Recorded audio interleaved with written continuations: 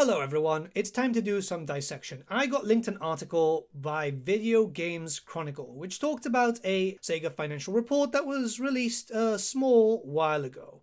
Now, this is for October 2025 to December 2025, going on to some plans that they've got for the next financial year, so April 2026 to March 2027. So I'm assuming this is in relevance to the European sector rather than Japan, because I do believe Japan goes from January to January, which honestly just sounds better.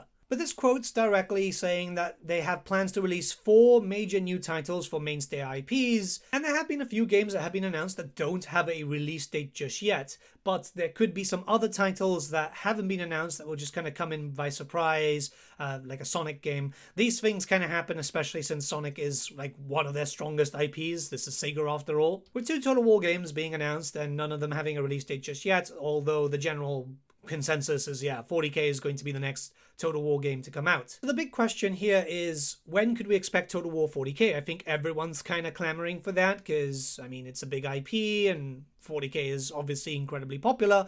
So I want to jump in and talk about a few different things. Well, first up, their plan is to release like 4 major titles per year. We can see that in the growth of 4 games and future pipeline section for one of their financial reports, where Total War actually does quite a lot in terms of size. So this means like revenue and stuff like that. The thing is, it's not really their biggest franchise. Obviously, that's Sonic, Atlas, and I think Persona does incredibly well. I'm not sure why Persona isn't here. But the big thing here is, yeah, it's not their biggest IP. And that doesn't mean that it's just not going to happen anytime soon. It's just always important to check that out because, yeah, like CA and Total War, while they do generate a decent amount of money, they're never really going to be the largest things. Sonic as an IP is much stronger, but that's because obviously it's so easily marketed. That being said, Total War is still part of their medium-term plan. So this is under a 3-year kind of idea that they've got, where they specifically mention like the regrowth of the European business going on the Total War and Football Manager. Total War, as of late, I mean, it's doing better, but as you guys are aware, things have been kind of going weird. Lots of kind of droughts and stuff like that, alongside weird game launches like Pharaoh. And Football Manager did release into a pretty weird state, apparently. It's not my type of game, but it turns out to be very popular, and it was maybe the same level of drama as the Realm of Chaos campaign launch. You might be wondering why this is relevant. Well, they know that there's been problems with Total War, it's very clear, so it's not like they're going to rush into anything, which is good. At the end of the day, I rather them take their sweet ass time with Total War 40k than release something that's just broken and just another drama. What I don't like is the constant mention of games as a service in these financial reports, but this is how gaming is turning lately, and it's not very good. There is a little note down there, by the way, with the whole among Sega's IPs, those with high potential. So it does look like they want to focus on some of the stuff that they fully own, which is not really something like Total War 40k. I mean, Total War normally, yes, they own that, but they don't own the 40k IP. So they'll put a lot of influence on that. But I think that's probably why we've been seeing a lot more when it comes to like Total War Medieval 3, right? It seems like they're like, oh yeah, you know, look what we're working on. It's important to note that Sega do have quite a lot of titles that have been announced, are considered main titles, but don't have release dates just yet. Some of them just to be determined.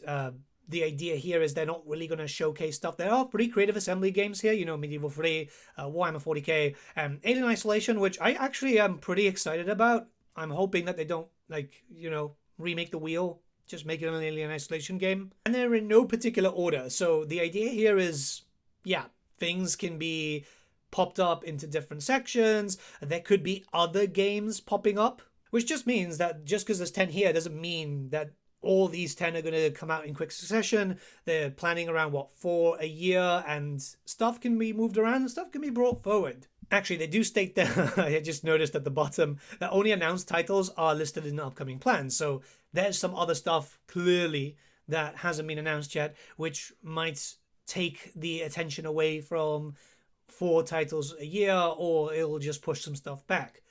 At the end of the day, the business is planning out releases which will help them financially grow, but also make sure that they've got consistent releases happening throughout the 3-year plan, to appease shareholders and all the usual stuff. Just diverting for 1 second, by the way, I've started a brand new channel which is focused around tabletop stuff. I actually started it a while back, but I wanted to wait until there was content there, so you guys have stuff to watch. Right now the video schedule is Fridays and Sundays, but that's gonna get a little bit further as I am preparing some extra videos just to release on a more consistent basis.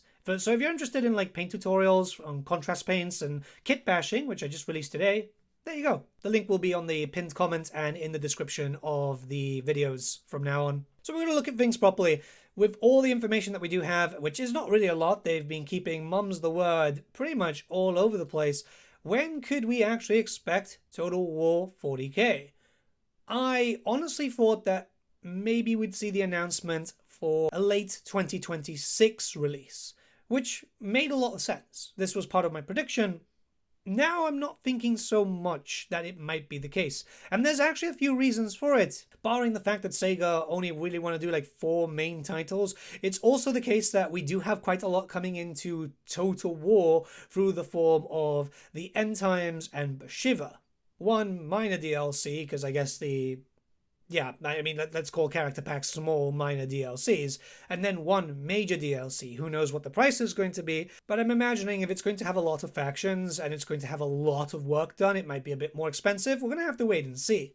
They don't want their Total War titles to cannibalize themselves, and I imagine that Creative Assembly and Sega know that the End Time stuff will likely sell if it's a good DLC. Like, sell pretty big numbers. Nagash is a very big name, and if they're bringing in the other characters from the End Times, which I'm assuming so, yeah, like it's going to be a popular one. Which is again why I think that they're just kind of keeping quiet on 40k. There's other factors alongside that too. Creative Assembly are likely waiting for Dawn of War 4. I know that might sound weird considering one is a grand strategy game and the other is an RTS, but too many Warhammer games coming out at the same time, especially kind of being related in some way, shape or form, can be quite a problem. Dawn of War 4 is, I'm assuming, coming out this year, considering that the devs have been showing off quite a lot. They've been pushing quite a lot with other media platforms and legacy media and all that. There is a lot of talk about Dawn of War. It would make sense that the player base is going to jump into Dawn of War as soon as possible.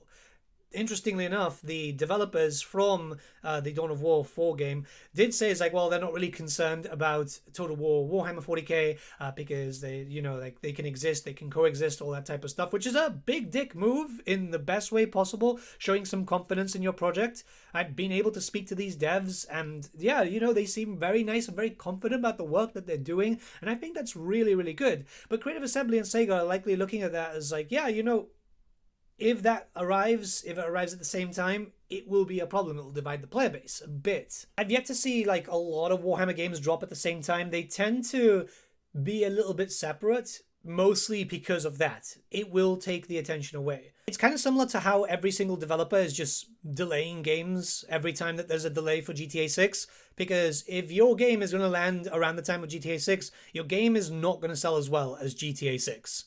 There is a lot more push towards that, and hell, even I am excited for GTA, so that's going to be like a purchase for me the moment it comes out, right? Next year is the big anniversary for Warhammer 40k as a whole too. That is a big factor where I think some devs will want to capitalize on that. 40 years of 40k, releasing alongside maybe like big new faction drops for the tabletop. I think CA would want to kind of join up with that. You see a lot of cross promotion through Warhammer, like on Warcom, with CA when it comes to DLC releases. So imagine that around the time where the Warhammer community website would be its most busiest. Originally, I thought it was going to be like this. They'll announce it for end of year, but I seriously think that's what's going to happen with the Lords of the End Time. So they're not going to have both together. So far, we've got no real news on Bashiva. We're going to find out mid-April, apparently. But yeah, I think it's going to be May. And if it's going to be in May for Bashiva, it's going to be likely October, November, December for Lords of the End Times. They're not going to release a game at the same time as the DLC. I think that this is already planned out. So if it's the case that 40k is going to fall in this new financial year, it'll be March next year, like at the end, just to kind of get that last push. The usual bleed of end of financial year, getting that last push to appease the shareholders, but also having that bleed on to the next financial year, which makes it look good in financials. Or if it gets pushed onto the following year for around the summer, which I think is when Games Workshop do the celebrations for their anniversary stuff. There's going to be a very weird circumstance if they say it's going to be for this year and then it gets delayed. I really don't think they'll do that. They might do it for good boy points, because the usual people will be like, oh good, they're delaying it to make sure that the game is good, which if that's the case, I really hope that means that the game ends up being a good release. But I do think it's going to be 2027. It's just something I've been thinking about, and then that article just kind of made me think about it a little bit more. Let me know what you guys think in the comments below. Let's start a bit of a discussion. Again, tabletop channel linked in the description and in the pinned comment. It's not going to replace the other old world stuff that's going to be on here, and every sporadic thing that I do, like every now and then I get sent a 40k thing. But I just want another place where I can just post a lot more.